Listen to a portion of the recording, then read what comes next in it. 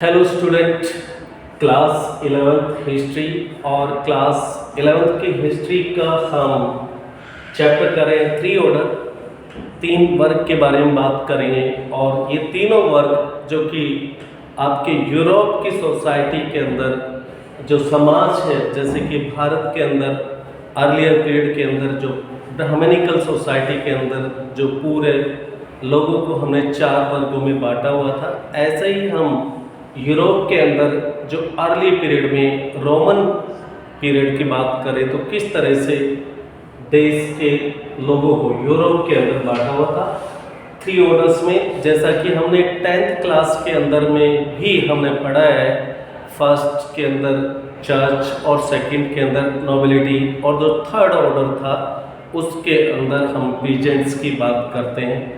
तो इसी तरह से इसको थोड़ा सा और डिटेल में देखने वाले हैं। What is the vassalage system, ये भी देखने वाले हैं। तो पहले हम फर्स्ट ऑर्डर के बारे में बात ना कर और ना थर्ड ऑर्डर के बारे में बात करके अपनी बुक के अंदर जो है वो सबसे पहले बात किया सेकंड ऑर्डर के बारे में। और सेकंड ऑर्डर में जो हमारे पास में है and that is your nobility. आपको पता है कि what is the importance of the nobility in the earlier European society, क्योंकि जो चाहे फर्स्ट ऑर्डर की बात करें चर्च या फिर आप बात करें सेकंड ऑर्डर जिसके अंदर नोबिलिटी है, अरिस्टोक्रेट सोसाइटी है, इनका जो किंग के साथ में है काफ़ी आप कह सकते हो कि बॉन्डिंग था। और इसकी वजह से किंग के द्वारा जो लैंड ओनिंग है, ज़्यादातर प्रॉपर्टी है, and almost the property was accumulated by the nobility and the church society. तो how important the second order was वो हम देख लेते हैं कि नोबिलिटी है वो उसका सोसाइटी के अंदर में सेंट्रल रोल होता था सोशल प्रोसेस के अंदर। यानी कि एक वैसाइलेज सिस्टम काम करता था जिसके बारे में हमने बताया कि जो किंग है वो तो सबसे सुपर मैन है, सोचो कि वो सबसे ऊपर है, उससे ऊपर कोई है नहीं। उसके बाद में आपका जो किंग के बाद में किंग के वैसाल्स हैं, यानी कि किंग को अपना लॉर्ड मानते हैं कौन, चर्च। और या फिर आप ये कि नोबिलिटी किंग को अपना लॉर्ड मानते हैं। और इसी तरह से नोबिलिटी के बाद में जो तुरंत इसके इमीडिएट आफ्टर में आता है, जो बाद में इनफैक्ट डेवलप हुआ, जिसको हम नाइट कहते हैं, सरदार कहते हैं, वो है। तो नाइट्स के लिए नोबिलिटी अपने आप में जो लॉर्ड है, ठीक है ना, नोबिलिटी नाइट के लिए लॉर्ड्स है और नाइट्स अपने आप में लॉर्ड हैं। अपने से नीचे जो आपका जो ऑर्डर सिस्टम है जिसके अंदर पीजेंट्स आते हैं, तो उसी में बात करें, ठीक है। Nobility had a central role in the social process. यहाँ पे वैसाइलेज सिस्टम काम करता था। वैसाइलेज सिस्टम है क्या? It is a relationship between a Lord, जैसे कि हम आज के दिन भगवान को बोल देते हैं, तो किंग भी उस पीरियड में लॉर्ड के इक्वली समझा जाता था, अ लॉर्ड एंड दी वसाल। अब यहाँ पे मैंने बता दिया कि मान लो कि सबसे ऊपर अपना किंग है, तो king is the Lord for whom. मान लो कि अगर इसके नीचे हम नोबिलिटी रखते हैं, तो नोबिलिटी के लिए जो किंग है आपके लॉर्ड है। और नोबिलिटी के इमीडिएट बाद में आता है आपका नाइट, और नाइट के लिए नोबल लॉर्ड है। तो ये इस तरह से वैसाइलेज सिस्टम काम करता है। होपफुली आपको ध्यान में होगा, जैसा कि हमने पहले भी पढ़ा हुआ है इसके बारे में, ठीक है।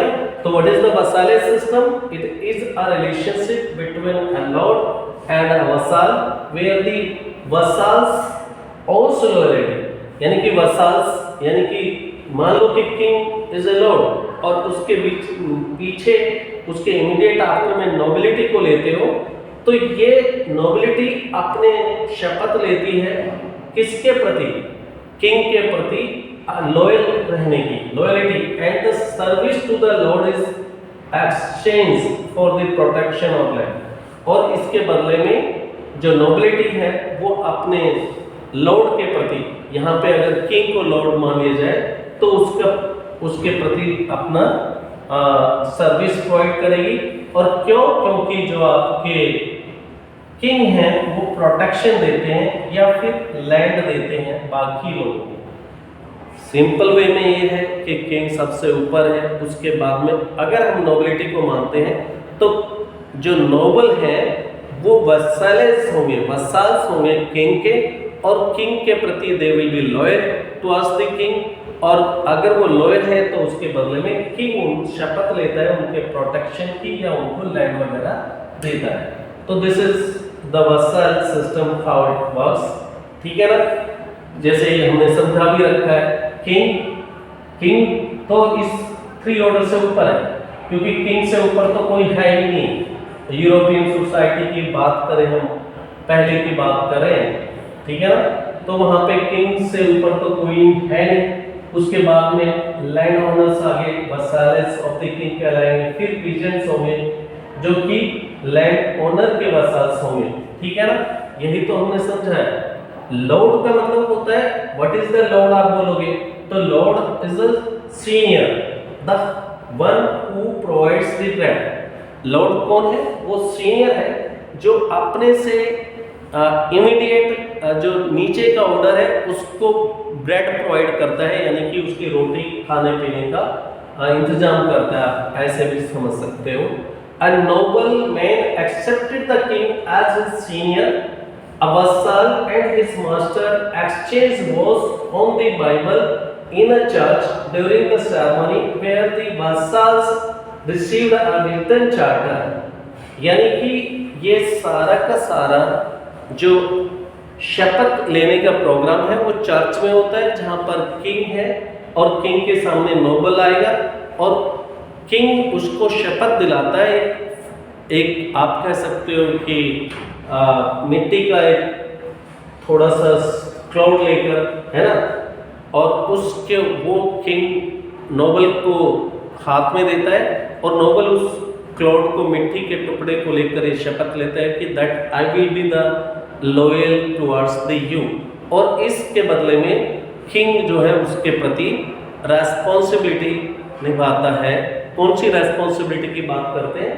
कि उसके प्रोटेक्शन की बात करें। ठीक है, ये आपको याद रखना है। नोबल, अब क्योंकि नोबल अपने किंग के प्रति लॉयल है तो ही enjoyed certain privileges in the society. अब प्रिविलेजेस ऑब्वियसली कौन कौन से प्रिविलेजेस हैं जो किंग की तरफ से नोबल को मिलने वाले हैं? तो noble enjoyed a privileged status. They had the absolute control over the property.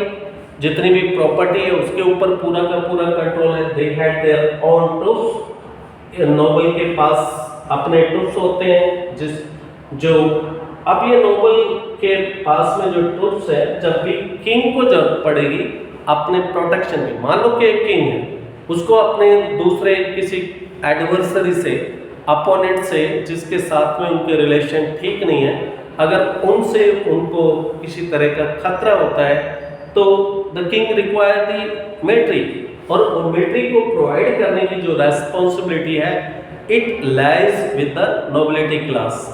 क्योंकि नोबिलिटी को, इसीलिए तो नोबिलिटी ये सारे के सारे प्रिविलेजेस एंजॉय कर रही है, क्योंकि वो उनके प्रति उनको लैंड दिया जा रहा है और उसके बदले में उसको किंग के प्रति अपनी सर्टेन रेस्पॉन्सिबिलिटी है वो निभानी होती है। ठीक है ना? तो अब हम आगे एक थोड़ा सा और देख लेते हैं कि मैनर हाउस क्या है। ऑब्वियसली जो राजा है, आज के दिन में भी आपने देखा होगा खेतों के अंदर जमींदार होते हैं, लैंड ओनिंग क्लास, जो कि बड़े, आज के दिन पंजाब में अगर आप समझना चाहो तो वो खेतों के अंदर ही बड़े बड़े फार्म हाउस बना के रहते हैं। इसी तरह से नोबल्स भी उसी टाइम में जो खेत अपने, उनके पास में भी उनके अंडर में कई सारे गांव आते हैं और वो सारे गांव की जमीन के मालिक वही होते हैं और वहीं पर वो मैनर मतलब वो नोबल है और उसके रहने की जो जगह है वो मैनर हाउस कहलाएगा। और ये नोबल्स जो है पीजेंट्स अपने यहाँ पे रखेंगे, और पीजेंट्स के क्या काम होंगे नोबल के प्रति आपको पता है, वो जमीन है, वो जो चाहे नोबल की प्राइवेट लैंड है उसके ऊपर खेती करने वाले हैं peasants, were expected to act as a foot soldier.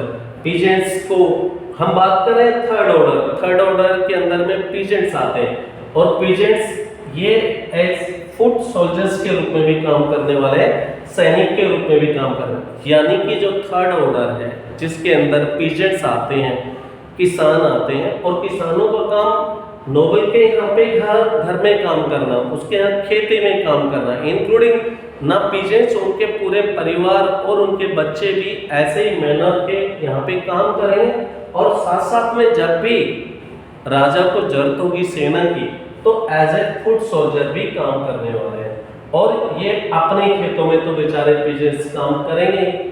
तो इस तरह से सेकंड ऑर्डर जो है इस तरह से काम करता है सोसाइटी के अंदर, ठीक है ना। सेकंड ऑर्डर यानी कि कहें कि भाई किंग के बाद में जो द मोस्ट पावरफुल ऑर्डर, क्योंकि किंग तो it is above the order, उसके बाद में सोसाइटी के अंदर जो सबसे ज्यादा पावरफुल है दीज आर द नोबिलिटी और nobility have the land, this is the land owning class और ये वसाइल सिस्टम के रूप में काम करते हैं।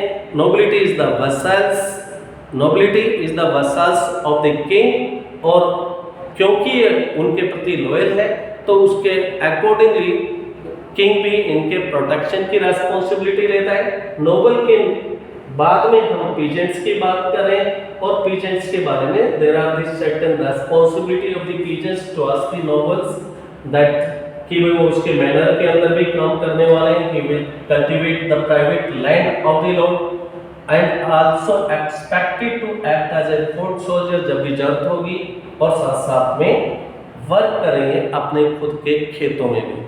तो इस तरह से आपने इस टॉपिक के अंदर नोबिलिटी के बारे में पढ़ा, इसके बाद में आगे बात करेंगे नेक्स्ट क्लास के अंदर।